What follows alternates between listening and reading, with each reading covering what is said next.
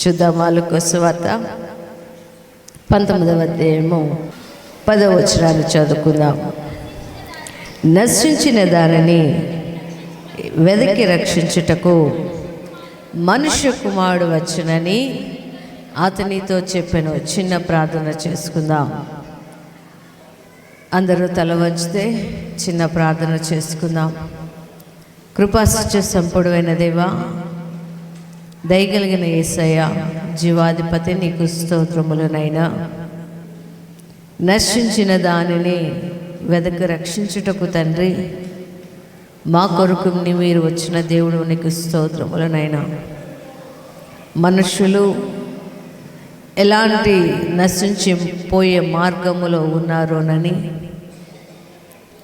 మమ్మల్ని రక్షించుటకు పరలోకము నుండి ఈ భూమికి వచ్చిన దేవుడు, మిమ్మల్ని జ్ఞాపకము చేసుకుంటూ ఈ దినము తండ్రి కాసేపు సువార్త చెప్పుటకు ఇచ్చిన భాగ్యమును బట్టి మీకు స్తోత్రములు చెల్లించుకుంటూ యేసుక్రీస్తు నామములో ప్రార్థించి అడిగి వేడుకొంచున్నాము తండ్రి, ఆమేన్. ఇక్కడ మనం బైబిల్లో చూస్తున్నప్పుడు నశించిన దానిని వెదకి రక్షించుటకు మనుష్య కుమారుడు వచ్చునని ఎవరు చెప్తున్నారు ఈ మాట అంటే, మనకి తెలుసు కదా, పుట్టి చెక్కయ్య ఆయన చెప్తున్నాడు. అక్కడున్న వారందరికీ, యేసు ప్రభువుకి కూడా, నశించిపోతున్న నా కొరకు నీవు వచ్చావు. ఈరోజు యేసు ప్రభువు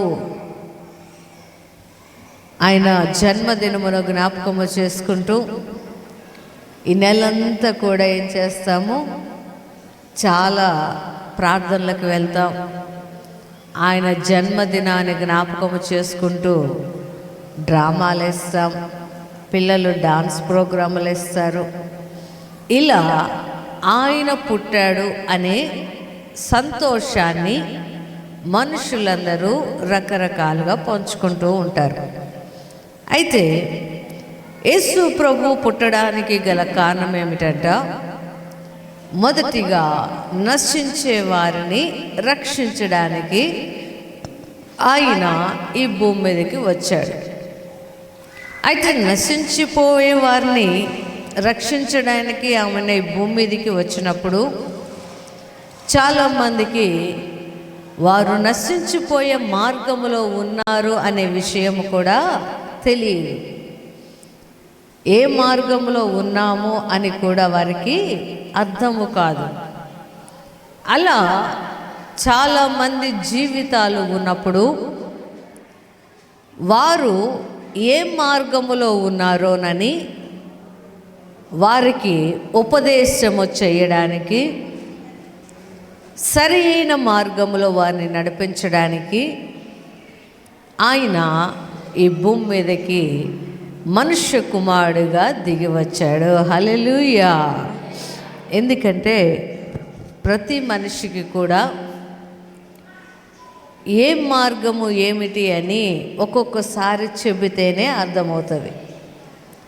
ఒక్కొక్కసారి చెప్పినా కూడా అర్థము కాదు. అలాంటి స్థితిలో ఉన్నాడు ఈ జక్కయ్య. ఏ స్థితి? నశించిపోయే దానిని ఆశిస్తూ,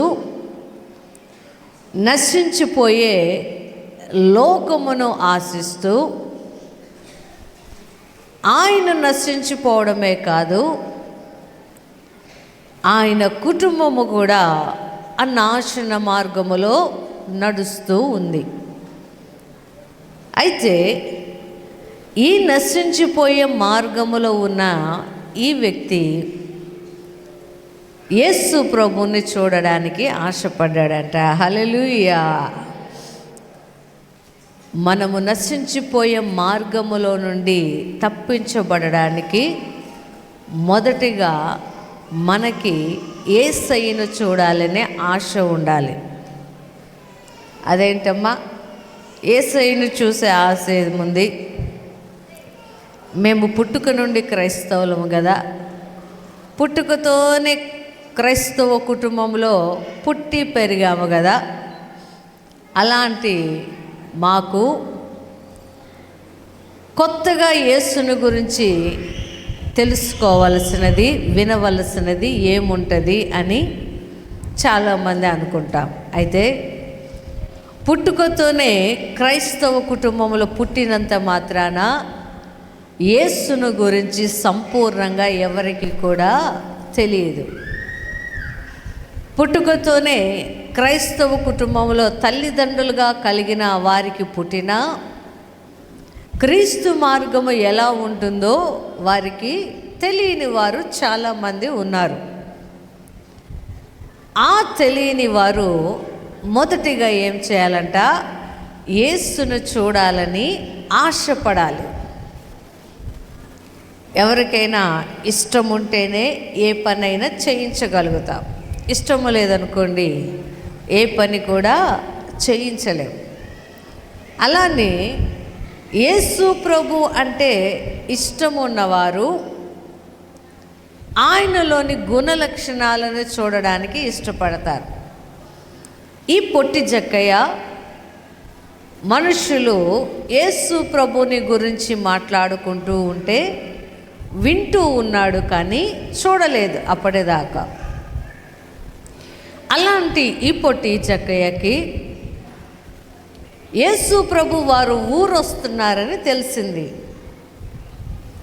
వారు ఊరొస్తున్నారని తెలిసిన వెంటనే ఆయన హృదయములో ఆయన ఎవరో చూడాలని కోరిక కలిగింది. కోరిక కలిగిన ఈయన ఏం చేశాడంట? మొదటిగా ఆయన అందరికన్నా ముందుగా పరిగెత్తాడంట.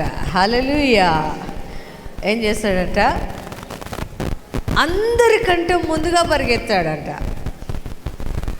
ఈ రోజుల్లో క్రైస్తవులు ఎలా ఉంటారో తెలుసా? చర్చికేమో నిదానంగా వస్తారు, ఇంటికేమో పరిగెత్తుతూ వెళ్తారు. అవునా కాదా? నిజం ఒప్పుకోవాలి మనం. అవునన్న వాళ్ళందరికీ వందనాలు. ఈ దినాల్లో క్రైస్తవులకి యేసయ్య ఈరోజు నాతో ఏమి మాట్లాడతాడు అని ఆసక్తితోటి ముందుగా రావడం లేదు.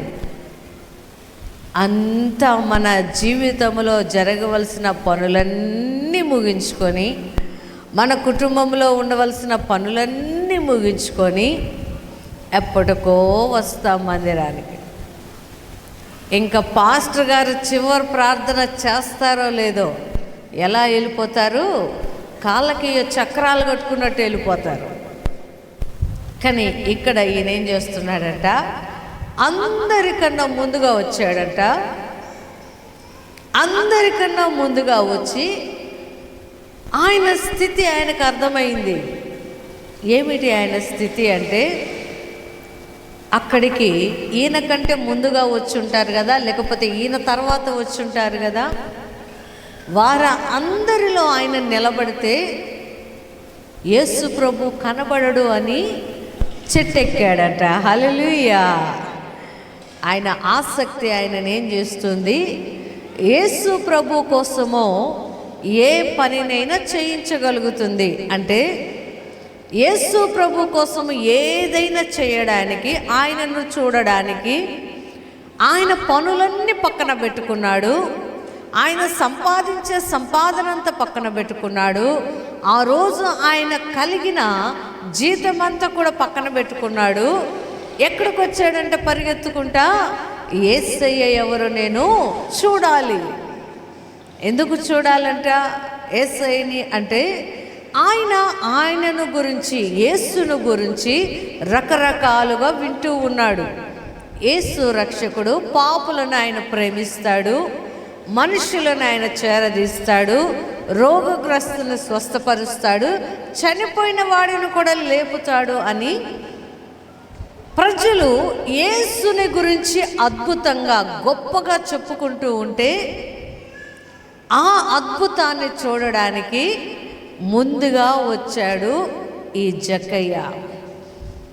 ఈరోజు మనము కూడా క్రైస్తవుల కుటుంబంలో పుట్టిన మందిరానికి ముందుగా వచ్చే లక్షణమే ఉండదు. మన జీవితంలో దేవుడు చేసిన అద్భుతాలను బట్టి దేవుని స్తుతించే జీవితము కూడా అద్భుతమైనది.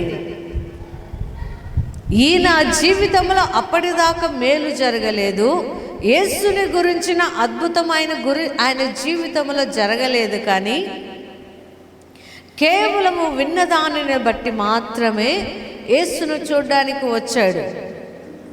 ఈరోజు మనము కూడా యేసుని గురించి ఎలా చెప్పాలి ప్రజలకి అంటే, ఆయన మన జీవితంలో చేసిన అద్భుతాలను మనము ప్రకటిస్తూ ఉన్నప్పుడు అది సువార్తగా మార్చబడి యేసు ఎవరో తెలియని వారు యేసయ్య దగ్గరికి వెళ్ళాలి అని ఆశపడతారు. హల్లెలూయా.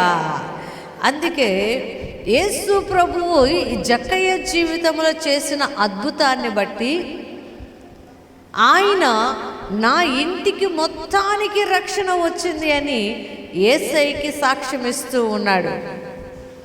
యేసయ్య ఆ ఇంటికి రక్షణ వచ్చింది అని పలికిన వెంటనే ఆయన అంటున్నాడు, జక్కయ్య అవునయ్యా, నశించిపోయే మార్గములో నేను ఉన్నాను కాబట్టి ఆయన నా కొరకు వచ్చాడు. హల్లెలూయా. ఈయనని జక్కయ్యని యేసు ప్రభు అంటాడు, ఈయన కూడా అబ్రహాము కుమారుడే. అబ్రహాము ఎవరంట? విశ్వాసులకు తండ్రి.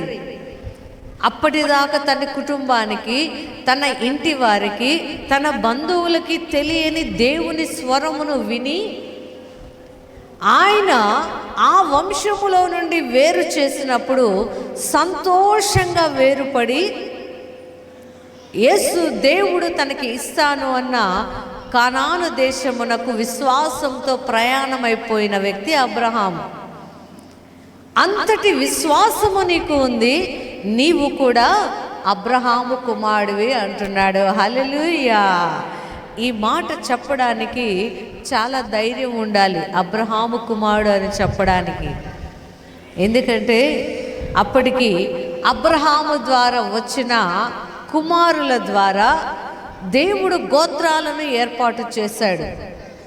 ఆ గోత్రాలలో వారి వారి గోత్రాల ప్రకారం వారికి పనులను అప్పగించాడు. వారి వారి గోత్రాల ప్రకారము సంఘములో బాధ్యతను అప్పగించాడు. వారి వారి గోత్రాల ప్రకారము వారు ఎక్కడ ఉండాలి అని వారికి కొన్ని కట్టడలను నియమించాడు దేవుడు. ఆ కట్టడలు దాటి అబ్రహాము వంశావళిలో చేర్చడానికి ఎవ్వరికి కూడా హక్కు లేదు. దేవుని పని చేయడమైనా, మందిరపు పని చేయడమైనా, దేవుని యొక్క మందిరానికి సంబంధించిన లేకపోతే ఆయన పనికి సంబంధించిన ఏ నిర్ణయాలు తీసుకోవాలన్నా కూడా అబ్రహాము యొక్క వంశావళిలో ఉన్న వారికి మాత్రమే అది వర్తిస్తుంది. అయితే దేవుడు ఏం చేశాడు? ఈ జక్కయ్యని అబ్రహాము వంశములో చేర్చాడు. హల్లెలూయా. అంటే విశ్వాసమును బట్టి, దేవుని పట్ల ఆయనకు ఉన్న ఆసక్తిని బట్టి, ఆయన కొరకు ముందుగా వచ్చిన దానిని బట్టి దేవునికి ఆ జక్కయ్య పట్ల ప్రేమ ఇంకా ఎక్కువైపోయి అబ్రహాము వంశములో జక్కయ్యను చేర్చాడు. హల్లెలూయా. అప్పటిదాకా జక్కయ్యకు ఉన్న పేరేమిటంట? ఇతను పాపి. ఏం పేరుంది జక్కయ్యకి? పాపిగా ఉన్న జక్కయ్య అబ్రహాము వంశములోనికి మార్చబడ్డాడు. హల్లెలూయా. ఈరోజు మనము కూడా మన జీవితంలో మనకి కలిగిన మనము చేస్తున్న పాపమును బట్టి, మనము తీసివేసుకోలేని శిక్షను బట్టి యేసు ప్రభుని మనం ఆశ్రయిస్తే మనల్ని కూడా ఆయన విశ్వాసుల జాబితాలో చేరుస్తాడు. హల్లెలూయా. నశించిపోకుండా ఉండేవారి జాబితాలో చేస్తాడు. అది కనుగొన్నాడు కాబట్టి ఈయన సాక్ష్యం ఇస్తున్నాడు, నశించిపోతున్న నా కొరకు ఈయన వెతికి రక్షించడానికి వచ్చాడు. వెతుక్కోవడం అనేది ఎంత ప్రయాసో తెలుసా? ఇంట్లో ఒక వస్తువు పోయిందనుకోండి, దానిని వెతకాలంటే ఏం చేయాలి? దాదాపుగా 4 భాగాలు ఇల్లంతా వెతకాలి, ఏ మూలన ఏది పోయిందా. ఎందుకంటే ఈ మాట చెప్పడానికి నాకు కూడా ఒక రీజన్ ఉంది. ఇక్కడ ఎవరు ఒకసారి వారి చెవులకు ఉన్న కమ్మలు ముక్కుకు పెట్టుకుంటారు కదా, అవి ఒక చిన్న ప్యాకెట్లో వేసి చందా డబ్బాలో వేశారు. అవి వేసిన తర్వాత అవన్నీ తీసేటప్పుడు ఆ చిన్న పేపర్, అదేదో పేపర్లని నేను పక్కన పెట్టా, ఏదో పేపర్ వచ్చింది అని పక్కన పెట్టి తర్వాత చూస్తే దానిలో చిన్న చిన్న బంగారానికి సంబంధించిన వస్తువులన్నీ ఉన్నాయి. ఇవి ఇన్ని ఉన్నాయి అని లెక్కబెట్టి ప్రక్కన పెట్టి నేను అటు పక్కకు పోయి వచ్చాను. అది ఎలాగో ఒక చిన్నది ఆ ముక్కుది మిస్ అయిపోయింది, అది నాకు కనబడలేదు. ఇంకా ఆ రూమ్ మొత్తం వెతుకుతూ ఉన్నా, ఆ బెడ్రూమ్ కింద వెతికాను, బెడ్ కింద వెతికాను, అంతా వెతుకుతున్నా, ఎక్కడా కనబడలా. సరే అక్కడి నుండి నా ఊళ్ళో బయటపడిందేమో వచ్చి అని హాల్లో వెతుకుతున్నా, డైనింగ్ టేబుల్ కింద వెతుకుతున్నా, ఎక్కడ చూసినా నాకు కనబడ్డాలి. చివరికి అది మనం చీపురుతో ఊడ్చినప్పుడు సైడు ఒక్కొక్కసారి మనకి టైల్స్ సరిగా వేయకపోతే గ్యాప్ వస్తుంది కదా, ఆ గ్యాప్లో ఆ చిన్న ఆ బంగారం ముక్క ఇరుక్కుపోయింది. అది లైట్ వేయగానే మెరుస్తుంది వెంటనే. అర్రే, ఎందుకు? వారు దానిని విలువైన దానిగా దేవుని ఆత్మలను సంపాదించడానికి ఉపయోగపడుతుంది అని వాటిని వేసినప్పుడు అది పోయిన తర్వాత నాకు చాలా బాధ వచ్చి వెతుకుతా ఉన్నా, పనులన్నీ పక్కన పెట్టి దొరికేదాకా. అది దొరికిన వెంటనే నాకు ఎంత సంతోషం వేసిందో తెలుసా? అమ్మయ్య దొరికిందిలే అనుకున్నా. యేసు ప్రభు కూడా వెదకి రక్షించడములో ఉన్న కష్టమును, రక్షింపబడిన వారిని చూసి ఆ కష్టమంతా కూడా ఆయన మర్చిపోతాడు. హల్లెలూయా. వెతకటంలో చాలా శ్రమ ఉందండి, చాలా కష్టం ఉంది. మనం అనుకుంటాం ఈ పదాన్ని చాలా ఈజీగా ఉపయోగిస్తాం, ఆయన వెదకి రక్షించడానికి వచ్చాడు అని. వెతికితే ఒక వస్తువు పోతే వెతకాలంటే ఎంత కష్టమో, ఒక ఆత్మను దేవుని దగ్గరికి చేర్చడము కూడా అంతే కష్టం, అంతకు మించి 1000 రెట్లు కష్టం. ఆ కష్టమును చూసిన ఈ జక్కయ్య అంటున్నాడు, వెతుక్కుంటూ వెదకి రక్షించడానికి ఆయన ఈ భూమి మీదకి వచ్చాడు. ఎవరెవరు పాపలు ఉన్నారా, ఎక్కడెక్కడ నశించిపోయే మార్గములో ఉన్నారా, వారిని ఆ మార్గములో నుండి అగ్నిలో లాగినట్టు లాగి సజీవమైన మార్గములో నిలవబెట్టడానికి ఆయన మనల్ని వెతుక్కుంటూ ఈ భూమి మీదకి దిగి వచ్చాడు. హల్లెలూయా. దిగి వచ్చిన దేవుని తృణీకరించిన వారు ఉన్నారు, అపహాస్యము చేసిన వారు ఉన్నారు, ఆయనను తోసివేసిన వారు కూడా ఉన్నారు. అయితే యేసు ప్రభు వాటిని అన్నిటినీ చూడలేదు. కానీ ఎవరైతే ఆయన కొరకు ముందుగా ఉంటారో, ఎవరైతే ఆయన కొరకు త్వరపడుతూ ఉంటారో, ఎవరైతే ఆయన కొరకు ఇష్టముగా ఆయన సన్నిధిని ఆపేక్షిస్తూ ఉంటారో, వారిని ఖచ్చితంగా ఆయన మర్చిపోకుండా దర్శించే దేవుడు. హల్లెలూయా. అలానే బైబిల్లో ఇంకొక అబ్రహాము వంశమునకు సంబంధించిన ఆమె ఉంది. ఆమెకి ఏమైపోయిందంట, నడుము మొత్తము వంగిపోయి సమాజ మందిరంలోనే ఉంది ఆమె. అబ్రహాము వంశం అంటే ఏంటి? విశ్వాసము కలిగిన వంశం, దేవుని ప్రజలుగా ఏర్పరచబడిన వంశం. ఆ వంశములో నుండి వచ్చిన ఈమెకి పాపము వలన నడుములు వంగిపోయినట్లు బైబిల్లో వ్రాయబడి ఉంది. అంటే మనము పుట్టుకతో క్రైస్తవులైన తల్లిదండ్రులకు పుట్టిన మన పాపముల నుండి మనల్ని రక్షించడానికి యేసు ప్రభు మాత్రమే మనకు మార్గము. హల్లెలూయా. ఆ మార్గము తెలియక ఆమె సమాజ మందిరములోనే ఉంది. కానీ అబ్రహాము యొక్క కుమార్తెను చూసినప్పుడు యేసయ్యకి ఆమె మీద జాలి కలిగిందంట. ఆమె మీద కనికరము కలిగి ఆ నడుము వంగిపోయిన ఆమె మీద చెయ్యి ఉంచినప్పుడు ఆమె నిటారుగా లేచి నిలవబడి దేవుని స్తుతించిందంట. హల్లెలూయా. ఈరోజు యేసు ప్రభువు ఆత్మ సంబంధమైన పోరాటములో పోరాడుతున్న వారి కొరకు వచ్చాడు. అలానే శరీర సంబంధంగా పోరాడుతున్న వారి కొరకు కూడా ఆయన ఈ భూమి మీదకి వచ్చాడు. ఎందుకంటే ఆమె ఆ నడుము వంగిపోయిన స్త్రీ అబ్రహాము వంశమైన శాపగ్రస్తమైన స్త్రీగా చనిపోవడము యేసు ప్రభుకి నచ్చలేదు. చాలామందికి వారి శాపాన్ని వారు మోసుకుంటూ ఉంటారు, కానీ యేసు ప్రభువుని మాత్రం అడగరు. అయ్యా, నా కుటుంబంలో ఉన్న శాపాన్ని తీసివేయి అని అడగరు చాలామంది. ఎందుకు అడగరంట? అపవాది నశించిపోయే వారి మార్గమును సరళము చేయడానికి వాడికి ఇంకా మనుషులు అవసరము. కాబట్టి దేవుని మాటను విననీయకుండా అపవాది ఏం చేస్తుంటాడంటే లోకములో అన్నిటిని చూపిస్తూ ఉంటాడు. యేసు ప్రభు కంటే ముందుగా అన్నిటిని పెడుతూ ఉంటాడు. ఈమె అబ్రహాము కుమార్తె అయినప్పటికీ పాపము ద్వారా నడుము వంగిపోయిన స్త్రీగా ఆమె ఉన్నప్పుడు దేవుడు ఆమెను నిలవబెట్టినప్పుడు నిజమైన రక్షకుణ్ణి ఆ స్త్రీ కనుగొనింది. హల్లెలూయా.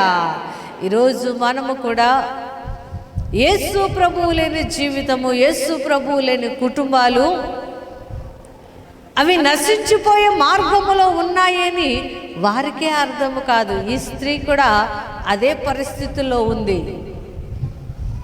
నేను విశ్వాసమునకు తండ్రి అయిన అబ్రహాము కుమార్తెను కదా, నాలో ఎందుకు ఈ పాపము ఉంది అని ఆమె పరీక్ష చేసుకోలేనప్పుడు యేసు ప్రభు ఆమె పాపమును ఆమెకి తెలియచేశాడు. హల్లెలూయా. నశించిపోయే ఆమెని, అబ్రహాము కుమార్తె అయిన ఆమెని రక్షించుటకు యేసు ప్రభు ఈ భూమి మీదకి వచ్చాడు.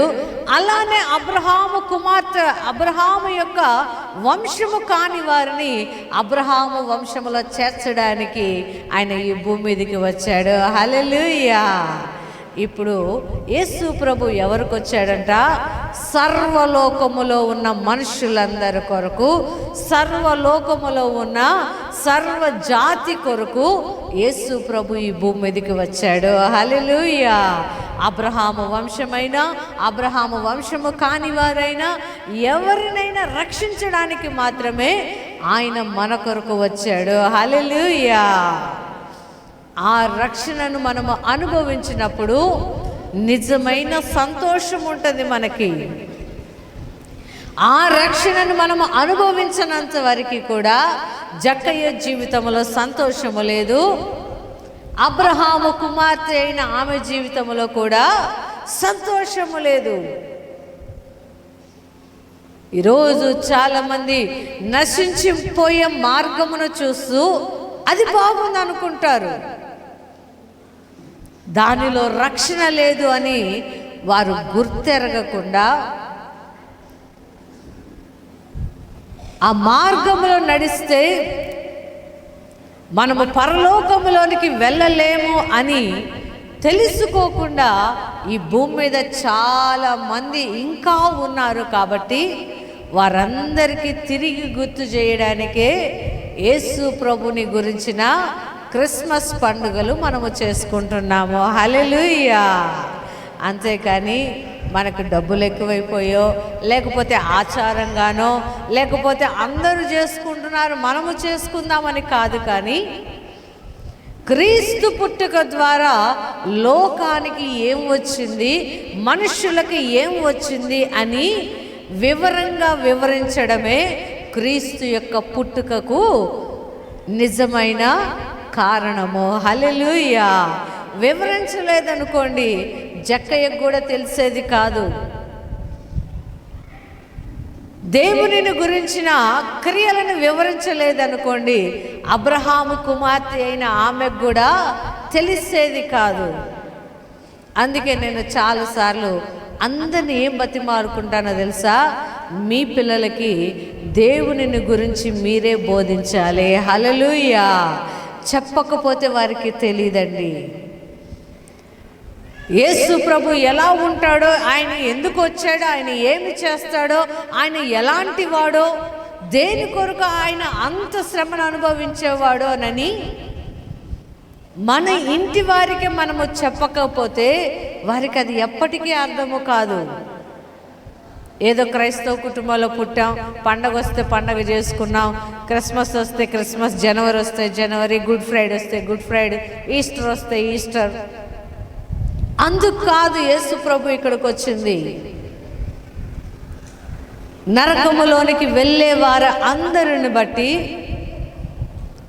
పాపములో మునిగిపోతున్న వారందరిని బట్టి ఆయన క్రయధనము చెల్లించి మనల్ని కొనుక్కోవడానికి భూమి మీదకి వచ్చాడు అని ఎవరైతే గ్రహిస్తారో వారంటారు ఈ మాట, వెదకి రక్షించుటకు నా కొరకు యేసయ్య వచ్చాడు. హల్లెలూయా. ఒకసారి చెప్దామా? వెదకి రక్షించుటకు యేసయ్య నా కొరకు ఈ భూమి మీదకి వచ్చాడు. జక్కయ్య అంటున్నాడు ఈ మాట. మనము కూడా ఈ మాటను ఏం చేయాలి? ధ్యానము చేయాలి. వెదకి నన్ను రక్షించడానికి ఆయన వచ్చాడు మా ఇంటికి.